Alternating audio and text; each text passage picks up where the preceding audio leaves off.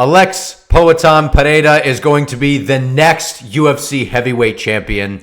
I'm kidding. Calm down, sort of. In today's video, I'm going to break down what I think and what we all should be thinking about. Is Alex Pereira actually going to go up and fight at heavyweight? What's going on with this? Why I think that he might do this? What made me come up with this? And then I'm going to break down some potential matchups that could make sense. Do we think he can get it done? Why he can get it done? All those different things. But let's start with, I just want to address why I made the video, which is we've seen Glover Teixeira in the media, or if you have not seen, he's basically came out and said that this is something that they might consider. Poatan going up to heavyweight, going on a diet, basically a diet as in gaining mass, adding weight, which sometimes is not always the best thing. Poatan walking around without cutting weight's probably in the ballpark of close to 240 pounds, right? We've seen Stipe Miocic compete at about that weight and have a lot of success. Granted, that was against a smaller guy in Daniel Cormier who just didn't cut weight and was a heavier guy walking around. But realistically, Stipe wanted to be nimble. He wanted to be fast to deal with the 205-pound Cormier coming up. So if we go off of that, the question is, could Alex Pereira do this? And if we say no, well, maybe we're kidding ourselves, right? This is a guy that has defied the odds, right? He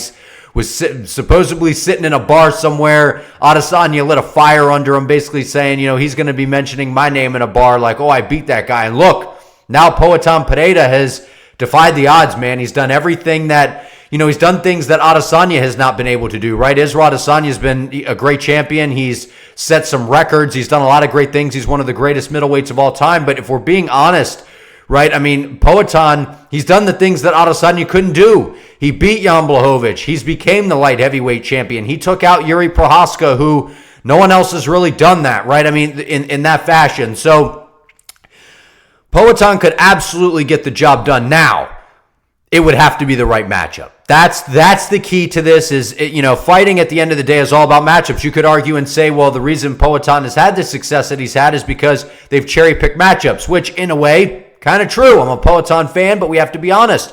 Right now, granted, that Jan Blachowicz matchup was a nightmare in my opinion. I thought that was a tough matchup. I think the toughest matchup still at light heavyweight. I put up on my community tab what you all think in terms of the toughest matchup at light heavyweight, and someone did put Magomed Ankalaev, which I truly believe is the toughest matchup for him. At number 2, I would have had Jan Blachowicz. Number 3, I would have had Jamal Hill, but that's besides the point. It would take the right matchup, and in my opinion, the only matchup, there's 2 matchups that I think would favor Alex Pereira in terms of big names and highly ranked guys. The highly ranked guy would be Shogun. And why is that? Shogun is a kickboxer. He wants to stand on the feet, get the job and get the job done, whether it's to knock you out, outpoint you, take it to a decision and just accumulate a lot of damage and just kind of pick and poke at you throughout the fight. Shogun and Alex Pereira, you mean to tell me that that's not an interesting, fun fight? It absolutely is. I think if Shogun somehow was to become the heavyweight champion, that is where I see Pereira going up and challenging for the heavyweight belt. If it's not Shogun or somehow Derek Lewis, it ain't happening. Right now, the reason I say Derek Lewis is it's no disrespect to Derek Lewis. Derek Lewis is a little bit older. He's a big name. He's not exactly the fastest guy in the world. He does have a big overhand right that, of course, at heavyweight, all it takes is one shot. Poatan's very hittable. His defense is not the best. He's willing to exchange. However, we've seen the guy's durable. He has a chin. Right now, again, it's light heavyweight. It's not heavyweight. At heavyweight, I'm well aware. One-shot KO. The power is different. I got it.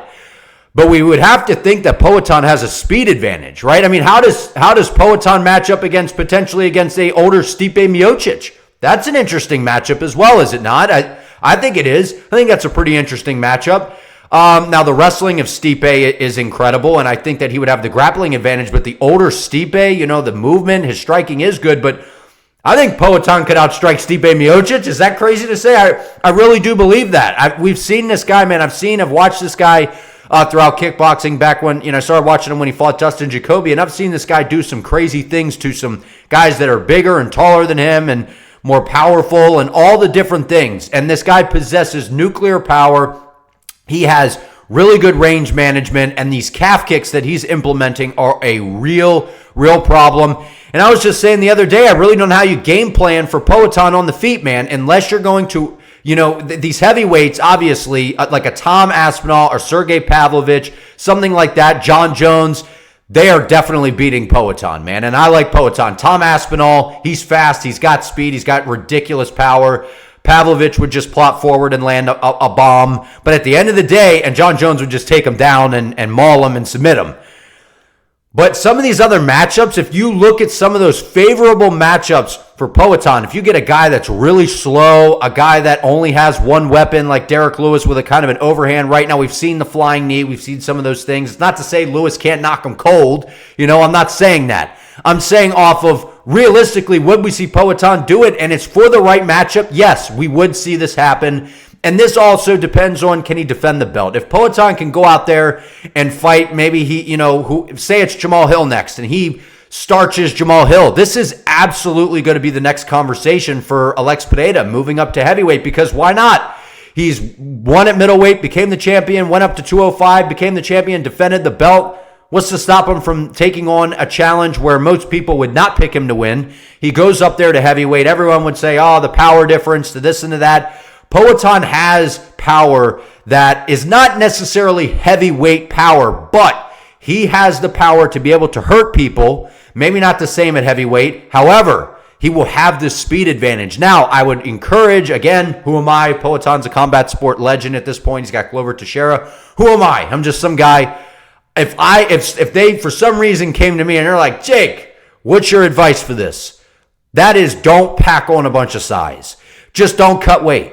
Right, and maybe, we've seen some guys that don't necessarily cut weight, but they still get in the sauna to still kind of feel the weight cutting process, to not feel as lethargic, because when you aren't cutting weight, you maybe are a little bit lazier, right? You're still eating comfortably. You're not kind of putting yourself through that mental grind. We've heard guys talk about this before. I don't know. It's not something I've done, going up a weight class and being maybe the smaller guy, but in terms of bone structure, frame, power, I really don't think Poatan is really giving up that much size. If we saw Stipe Miocic stand next to Poatan, maybe Stipe's a little bit on like the thicker side in terms of his upper body, and things like that. But he's just as tall as these guys.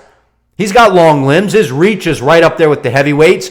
The only difference is, again, the nuclear one-shot power that the heavyweights possess. Would he have the cardio advantage? Probably, I would say. Maybe not against Stipe or John Jones or someone like that. But if you get someone that goes in there and just is not really a takedown threat to Poatan, why would we sit there and say that this guy can't get the job done? Am I crazy? Am I delusional? It's for you to decide. Like, comment below, subscribe to the channel, help your boy out. I appreciate you all. I definitely think that we cannot deny that this would definitely be very interesting for the right matchup. That's the key, the right matchup.